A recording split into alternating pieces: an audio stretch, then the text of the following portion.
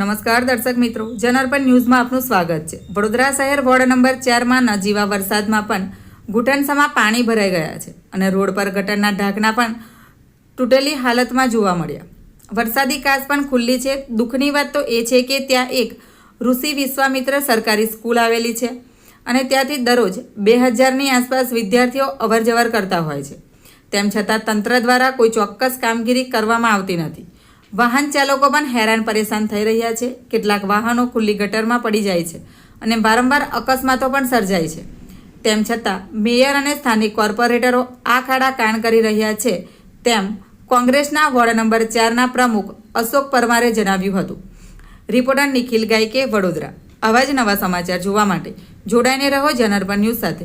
અમારી ચેનલને લાઇક કરો, શેર કરો, સબસ્ક્રાઇબ કરો। ધન્યવાદ। હું અત્યારે વોર્ડ નંબર 4માં ઊભો છું, પિંકીબેન સોનીના વોર્ડમાં। તમે જોઈ શકો છો કે ના જેવા વરસાદની અંદર ઠેરે ઠેર પાણી ભરાઈ ગયું છે, ઘૂંટણસમાં પાણી છે। દરેક વાહન ચાલકોને તકલીફ પડી રહી છે, અહીંના જે દુકાનદારો છે એ લોકોને તકલીફ પડી રહી છે, અહીંયાથી જે આવતા જતા નગરજનો છે એમને તકલીફ પડી રહી છે।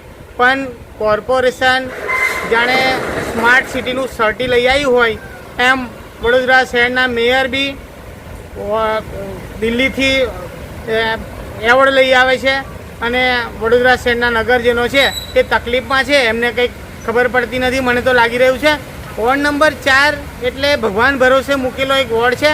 અહીંના 4 કોર્પોરેટર નિષ્ક્રિય છે।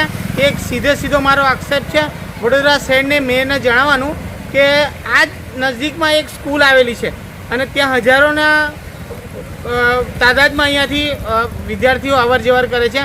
તમે જોઈ શકો છો આ જે ઢાંકણું છે, નીચે બતાવજો, આ ઢાંકણું છે એ આખું તૂટી ગયેલું છે।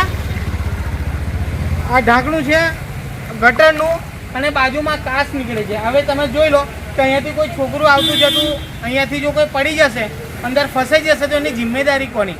વડોદરા શહેરના મેયર ફક્ત ને ફક્ત એસી ચેમ્બરમાં બેસીને જે મોટી વાતો કરે છે બંધ કરવી જોઈએ। હું તો કહું છું કાર્યકર્તા તરીકે તમે રાજીનામું આપી દો બીજેપીના બી, કારણ કે તમારાથી કંઈ કામ થવાનું નથી, એ ચોક્કસપણે દેખાઈ આવ્યું છે।